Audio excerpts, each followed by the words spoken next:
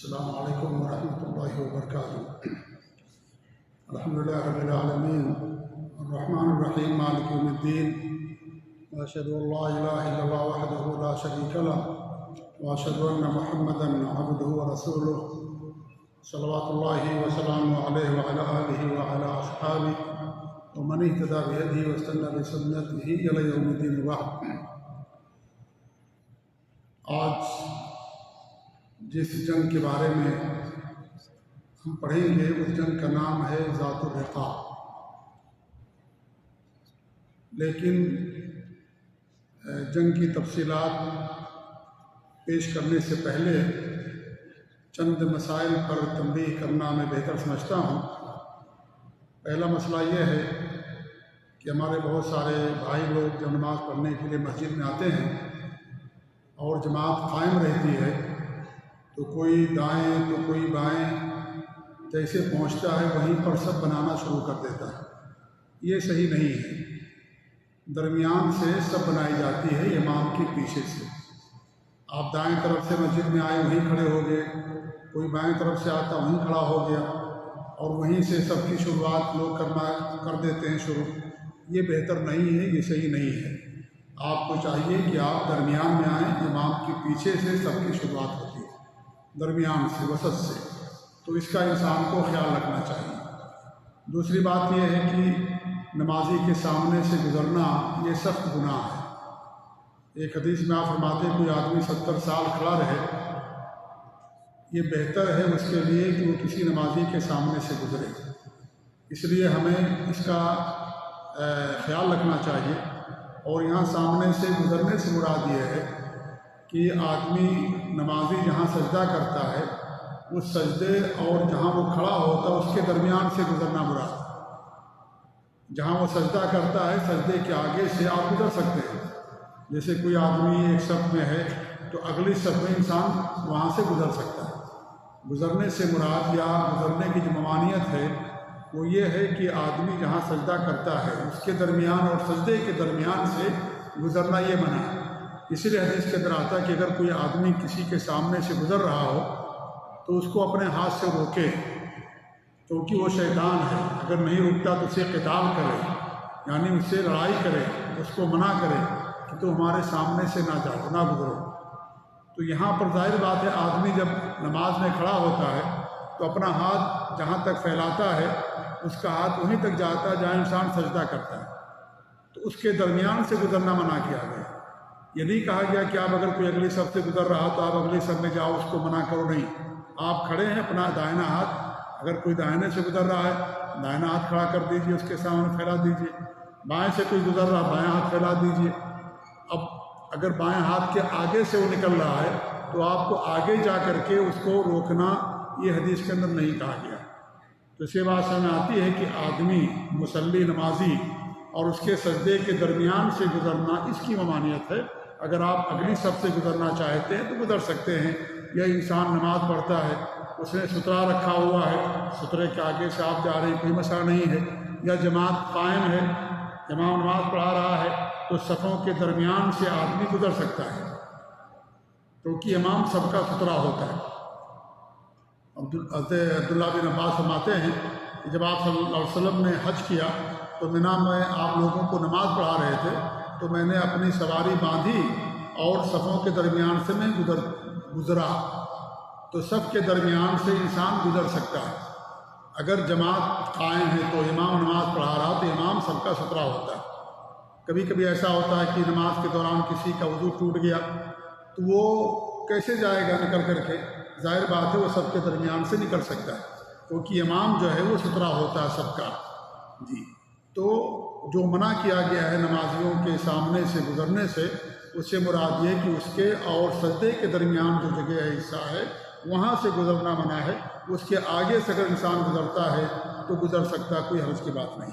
تیسرا مسئلہ یہ ہے کہ ہم لوگ یا بہت سارے لوگ مسجد کے اندر آتے ہیں اور جماعت قائم ہونے میں بھی کچھ وقت رہتا ہے، تو کچھ لوگ کیا کرتے ہیں، کھڑے ہو کر کے انتظار کرتے رہتے ہیں۔ کبھی کبھی ایسا ہوتا ہے کہ 5 منٹ تک انسان انتظار ہی کرتا رہتا، جماعت قائم نہیں رہتی ہے۔ بہتر یہ کہ آپ سنت پڑھ لیں، 5 منٹ تک 2-3 منٹ کے اندر سنت ہو جاتی ہے 2 رکعت۔ آپ اگر مان لیجئے آپ کو ٹائم نہیں معلوم ہے کہ جماعت کا وقت شروع ہو گیا ہے، تو اگر آپ نماز شروع کر دیں گے اور جماعت کے لیے اقامت کہہ دی گئی یا شروع کر دی گئی تو آپ نماز توڑ دیجیے، آپ جماعت میں شامل ہو جائیں، آپ کو کوئی گناہ نہیں ہوگا۔ اگر آپ نے رکعت پڑھا تو آپ کو رکعت کا ثواب مل جائے گا، 2 سجدے کیا، رکوع کیا، سورہ فاتحہ پڑھا، سورت پڑھی، آپ کو اس کا سجدہ ثواب مل جائے گا، بجائے اس کے کہ آپ کھڑے ہو کر کے ایسے انتظار کر رہے ہیں جماعت قائم ہوگی، جماعت میں شامل ہو جائیں گے۔ تو چاہیے یہ کہ انسان اپنی نماز شروع کر دے۔ ہاں اگر یہ ہے کہ آدھا منٹ باقی، 1 منٹ باقی ہے اور آدمی سمجھتا ہے کہ ہماری 2 رکعت نہیں ختم ہوگی تو انتظار کر لے، لیکن کبھی کبھی 2-3 منٹ سے زیادہ وقت رہتا ہے، آدمی کھڑا ہو کر کے انتظار کرتا رہتا ہے، اور کچھ لوگ کیا کرتے ہیں آ کر کے بیٹھ جاتے ہیں، یہ بھی مسئلہ غلط ہے۔ جب انسان مسجد کے اندر آئے تو 2 رکعت پڑھے بغیر نہ بیٹھے۔ اگر جماعت قائم ہے تو انسان جماعت میں شامل ہو جائے، اگر جماعت نہیں قائم ہے تو انسان کو چاہیے کہ 2 رکعت پڑھے اس کے بعد بیٹھے۔ ہمارے نبی صلی اللہ علیہ وسلم کی حدیث ہے، بخاری مسلم کی حدیثیں ہیں، اذا دخل احدکم المسجد فلا یجلس حتی یرکع رکعتین، جب تم میں سے کوئی مسجد کے اندر آئے تو جب تک 2 رکعت نہ پڑھ لے نہ بیٹھے۔ جمعہ کا خطبہ ہو رہا ہے تو بھی انسان کو آ کر کے 2 رکعت پڑھنا چاہیے، اس کے بعد بیٹھنا چاہیے۔ صحیح مسلم کی روایت ہے کہ آپ صلی اللہ علیہ وسلم آتے ہیں، اذا دخل احدکم والامام یخطب فلا یجلس حتی یرکع رکعتین، جب تم میں سے کوئی مسجد میں داخل ہو، امام خطبہ دے رہا ہو، جمعہ کے دن کی بات ہو رہی ہے، خطبہ ہو رہا ہے تو 2 رکعت پڑھے اس کے بعد بیٹھے۔ آپ ایک مرتبہ خطبہ ارشاد فرما رہے تھے، ایک صحابی جن کا نام ہے سلیق الغطفانی رضی اللہ تعالیٰ عنہ، صحیح مسلم کی روایت ہے، وہ آئے اور بیٹھ گئے تو آپ نے خطبہ بند کر دیا۔ ان سے پوچھا کیا تم نے 2 رکعت نماز پڑھی؟ کہا نہیں۔ کہا کھڑے ہو جاؤ، 2 رکعت نماز پڑھو، اس کے بعد بیٹھو۔ تو خطبے کے دوران ہم کو 2 رکعت نماز پڑھنے کا حکم دیا گیا ہے۔ اگر آدمی پہلے سے پڑھ لیا ہے تو خطبہ شروع ہونے کے بعد نماز پڑھنا اس کے لیے جائز نہیں ہے۔ یہ بھی ہمارے یہاں لوگ غلطی کرتے ہیں، خطبہ شروع ہو گیا، لوگ 4 رکعت پڑھنا ضروری سمجھتے ہیں، خطبہ ہوتا رہتا ہے، لوگ 4 رکعت پڑھتے رہتے ہیں، غلط ہے یہ۔ اگر آپ خطبے سے پہلے آ گئے ہیں تو آپ کو اختیار ہے، آپ جتنی نماز پڑھنا چاہیں پڑھ سکتے ہیں، 2 کر کے پڑھتے رہیے، 2 رکعت، 4 رکعت، 6 رکعت، 8 رکعت، 10 رکعت، 12 رکعت، اس کے لیے کوئی متعین تعداد نہیں خطبے سے پہلے۔ لیکن خطبہ شروع ہو جائے تو اس کے بعد 2 رکعت سے زیادہ پڑھنا یہ جائز نہیں ہے۔ ہمارے نبی صلی اللہ علیہ وسلم سے منع کیا، خطبہ سننا واجب اور ضروری ہے۔ یہیں پر ایک مسئلہ اور میں بتا دوں، کبھی کبھی ایسا ہوتا ہے کہ لوگ نماز جمعہ کے لیے آتے ہیں اور خطبے جمعہ کی اذان شروع ہو جاتی ہے، تو کچھ لوگ کیا کرتے ہیں، اذان کا جواب دینا شروع کرتے ہیں اور انتظار کرتے ہیں، اذان ختم ہو جاتی ہے اس کے بعد 2 رکعت پڑھتے ہیں۔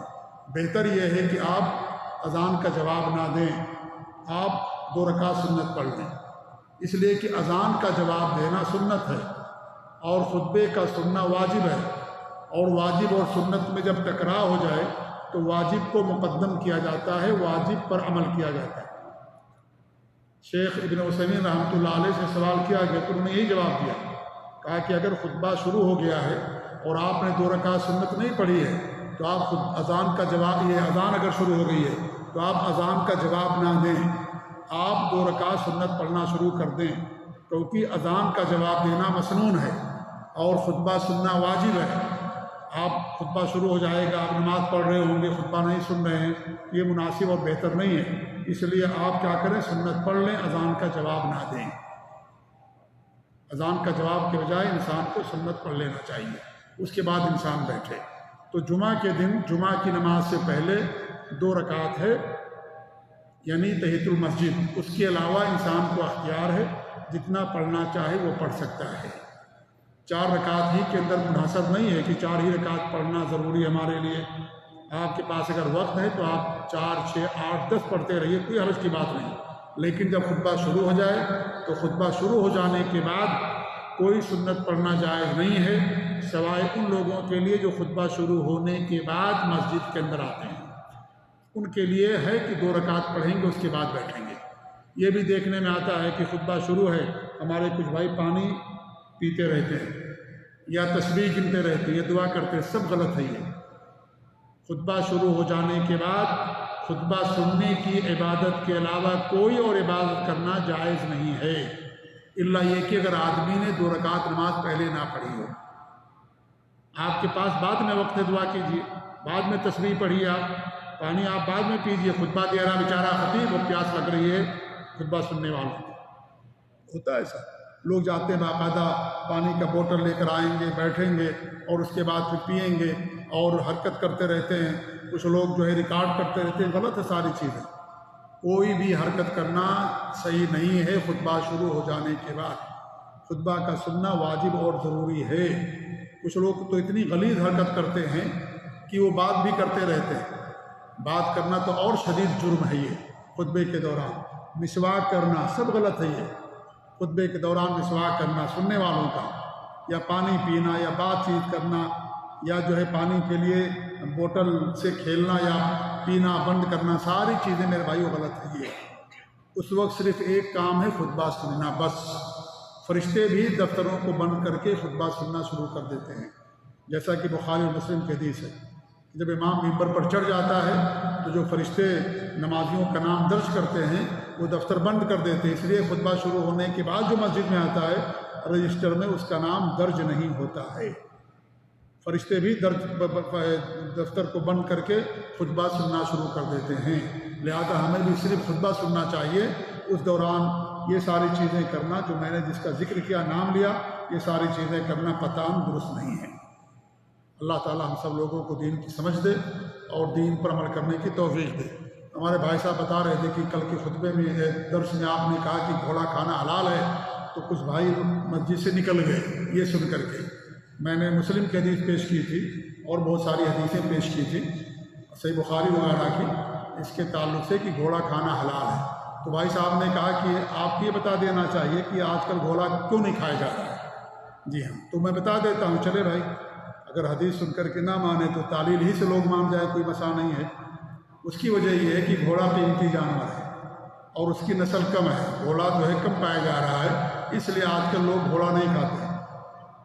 اور مجھے یاد ہے کہ جو ہے ایک صاحب نے کافی سالوں پہلے سعودی عرب کے اندر وہ آئے تھے حج کرنے کے لیے، تو میں نے ان کی رودات پڑھی تو انہوں نے بیان کیا کہ جب میں گیا سعودی عرب کے اندر تو وہاں گھوڑے کا گوشت بھی کسائی کی دکان پر ملتا تھا۔ یہ تقریباً آج سے 50 سال یا اس سے پہلے کی بات ہے۔ ایک صاحب عالم دین حج کرنے کے لیے آئے تو انہوں نے اپنی کتاب کے اندر اس بات کو بیان کیا کہ یہاں باقاعدہ میں نے دیکھا کہ گوشت کی دکان پر گھوڑے کا بھی گوشت ملتا تھا۔ تو گھوڑے کا گوشت کھانا حلال ہے یہ، اور ہر حلال چیز کھانا انسان کے لیے ضروری نہیں ہے کہ جو چیز حلال آپ اس کو کھائیں ہی، ایسا کوئی ضروری نہیں ہے آپ کے لیے۔ ہمارے یہاں اونٹ کا گوشت بہت کم لوگ کھاتے ہیں، نہیں ہوتا ہے لیکن نہیں لوگ کھاتے ہیں، یا یہاں بھی بہت سارے لوگ نہیں کھاتے ہیں کہ ہمیں نقصان کرتا ہے، زیادہ ہیوی ہوتا ہے، اسہال شروع ہو جائے گا، پیشی شروع ہو جائے گی، وہ سارے لوگ نہیں کھاتے ہیں۔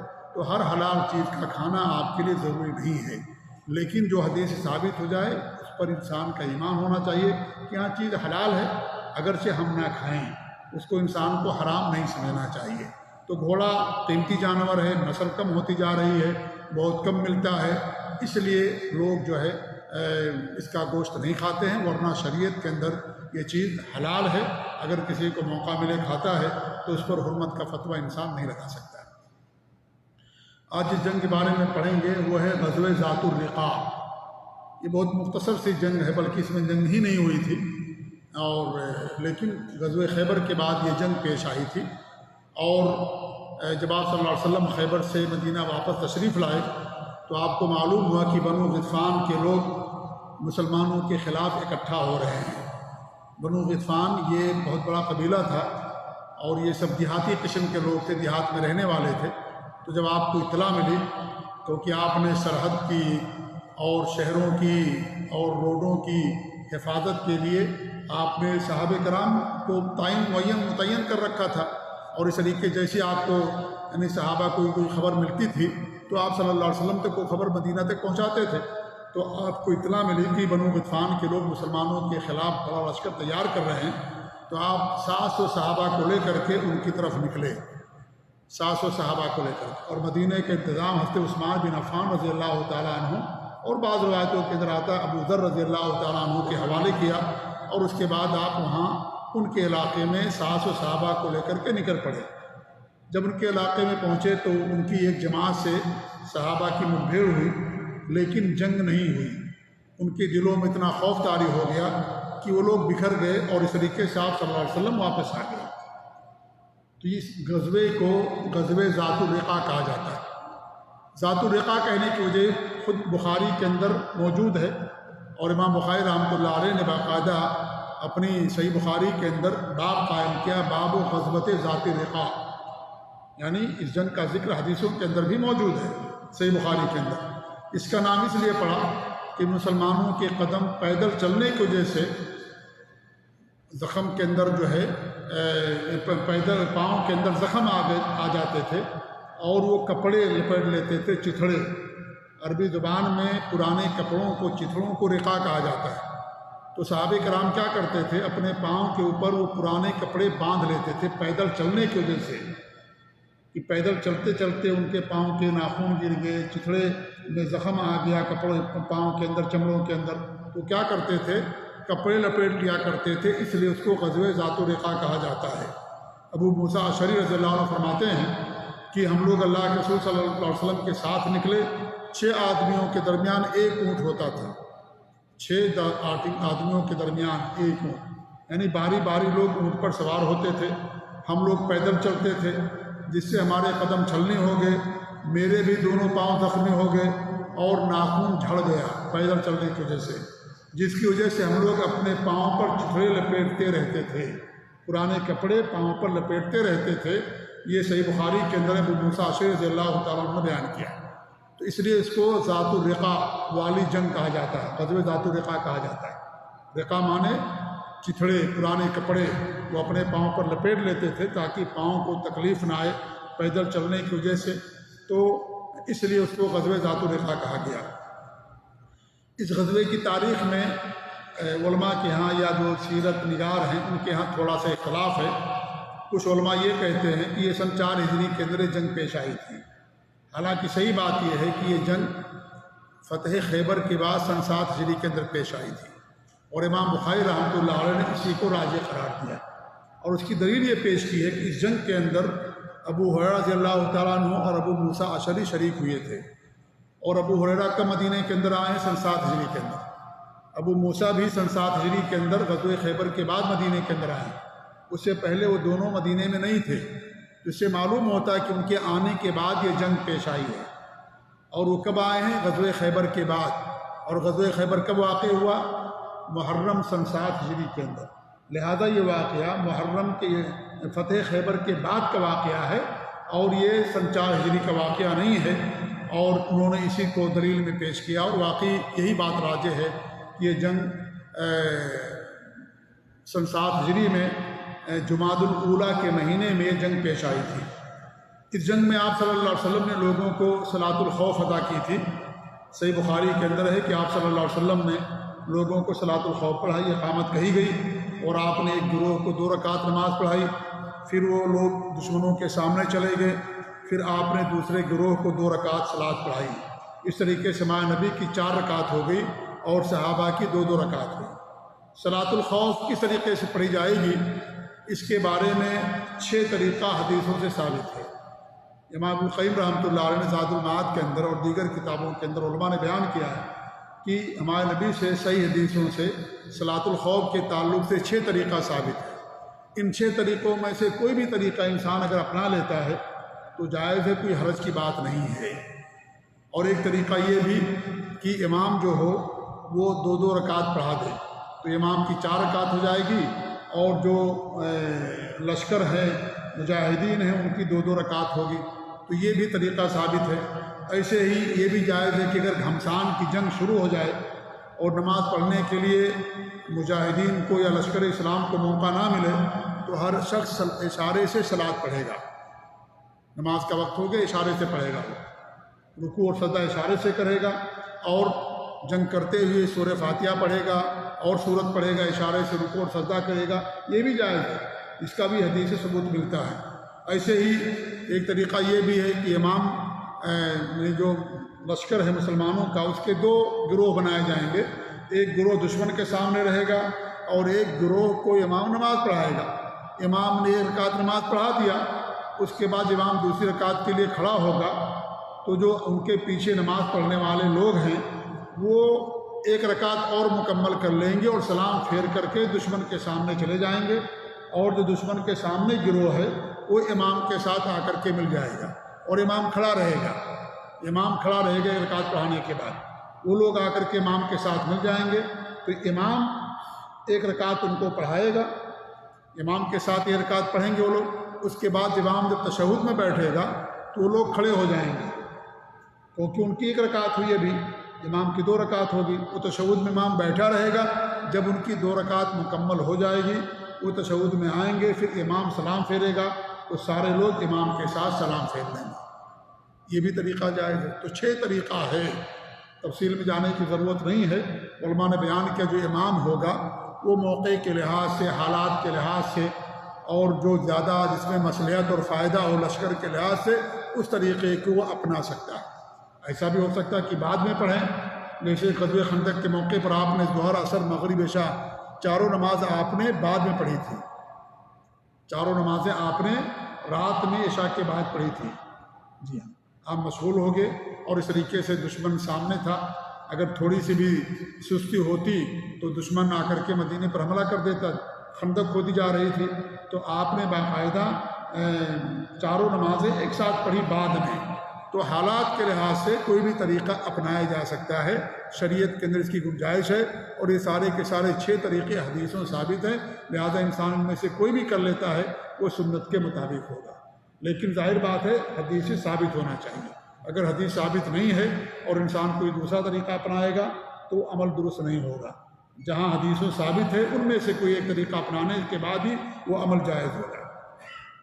اس جنگ میں ایک دلچسپ واقعہ یہ پیش آیا جسے آپ سب لوگوں نے بچپن ہی میں سنا ہوگا، اور وہ یہ ہے پہلی جماعت ہی کے اندر درجہ اول کے اندر بھی یہ واقعہ ہم لوگوں نے پڑھا اپنے ملکوں کے اندر، اور وہ یہ ہے کہ آپ صلی اللہ علیہ وسلم جنگ سے جب واپس ہوئے تو ایک درخت کے نیچے آرام فرما رہے تھے۔ آپ نے درخت کے اوپر تلوار لٹکا دی، ایک دیہاتی آتا ہے اور آپ کے سینے پر سوار ہو جاتا ہے تلوار لے کر کے، اور کہتا ہے کہ محمد صلی اللہ علیہ وسلم تجھے کون بچائے گا؟ آپ نے کہا کہ مجھے اللہ تعالیٰ بچائے گا، اور تلوار اس کے ہاتھ سے گر جاتی ہے۔ پھر آپ نے تلوار ہاتھ میں لیا، کہا تجھے کون بتائے گا؟ کہا آپ معاف کرنے والے ہیں، رحم دل ہیں، مہربان ہیں، اور معاف کر دیجئے۔ تو آپ نے اس کو معاف کر دیا، آپ نے اس آدمی کو معاف کر دیا۔ تو یہ بھی جو واقعہ ہے، اسی جنگ سے واپسی کے بعد ایک درخت کے نیچے آپ آرام فرما رہے تھے تو یہ واقعہ پیش آیا، اور بعض روایتوں کے اندر یہ ہے کہ آپ نے اس کے اوپر اسلام پیش کیا، لیکن اس نے اسلام قبول نہیں کیا، البتہ اس نے یہ وعدہ کیا کہ میں کبھی آپ سے لڑائی نہیں کروں گا، اور جو لوگ آپ کے خلاف جنگ کریں گے میں ان کا کبھی ساتھ بھی نہیں دوں گا، اس نے یہ وعدہ کیا۔ اس طریقے سے ایک واقعہ اور پیش آیا کہ آپ صلی اللہ علیہ وسلم نے دشمنوں سے صحابہ کی حفاظت کے لیے 2 صحابہ کو مامور کر دیا تھا، ایک کا نام تھا عباد بن بشر اور ایک دوسرے صحابی کا نام تھا عمار بن یاسر رضی اللہ تعالی عنہم اجمعین۔ پہرے پر ان کو مامور کر رکھا تھا۔ ایک کافر آتا ہے اور اس وقت عباد بن بشر رضی اللہ تعالیٰ عنہ نماز پڑھ رہے تھے، نماز میں مصروف تھے، اس نے ایک تیر مارا تو آپ نے صلاۃ توڑے بغیر تیر کو نکال کر کے پھینک دیا، اس نے دوسرا تیر مارا، تیسرا تیر مارا، لیکن انہوں نے صلاۃ نہ توڑی، اور جب سلام پھیرا اس کے بعد اپنے ساتھی عمار بن یاسر رضی اللہ تعالیٰ عنہ کو جگایا۔ تو انہوں نے کہا کہ مجھے تم نے کیوں نہیں جگایا؟ تو انہوں نے کہا کہ میں نماز پڑھ رہا تھا، گوارا نہ کیا کہ میں نماز توڑ دوں، یا سورت پڑھ رہا تھا، سورت کو ختم کیے بغیر میں توڑ دوں، میں نے گوارا نہیں کیا، اور وہ نماز انہوں نے جاری رکھی۔ اس سے کیا معلوم ہوا؟ اس سے معلوم یہ ہوتا ہے کہ خون سے انسان کا وضو نہیں ٹوٹتا ہے۔ اگر انسان کے جسم سے خون نکلے، ہاتھ سے، پاؤں سے، پیٹھ سے، پیٹ سے، ناخن، ناک سے، آنکھ سے، اس سے انسان کا وضو نہیں ٹوٹتا۔ ہاں اگر وہ ایسی جگہ سے نکلے گا جہاں سے گندگی نکلتی ہے، پیشاب اور پیخانہ نکلتا ہے، تو انسان کا وضو ٹوٹ جائے گا۔ یعنی پیشاب کے راستے سے کوئی بھی چیز نکلے، چاہے پانی پیشاب نکلے، چاہے خون نکلے، چاہے پتھری نکلے، انسان کا وضو ٹوٹ جاتا ہے، یا پیخانے کے راستے سے کوئی بھی چیز نکلے اس سے بھی انسان کا وضو ٹوٹ جاتا ہے۔ لیکن پیشاب پیخانے کے راستے کے علاوہ کہیں اور سے اگر خون نکلتا ہے تو اس سے انسان کا وضو نہیں ٹوٹتا ہے۔ یہ واقعہ باقاعدہ دلیل ہے، اور اس طریقے سے اور بھی بہت سارے واقعات پیش آئے ہیں، بہت سارے واقعات کہ صحابہ کرام کو تیر لگ جاتا تھا اور اسی تیر میں خون نکلتا تھا، باقاعدہ نماز پڑھتے رہتے تھے۔ جی ہاں، تو اس سے معلوم ہوتا کہ خون نکلنے سے انسان کا وضو نہیں ٹوٹتا، لیکن اگر وہ ایسی جگہ سے نکلے گا جہاں سے گندگی نکلتی ہے پیشاب اور پیخانے کے راستے سے، تو انسان کا وضو ٹوٹ جائے گا، اس میں کوئی اختلاف نہیں ہے، اس کا وضو ٹوٹ جائے گا۔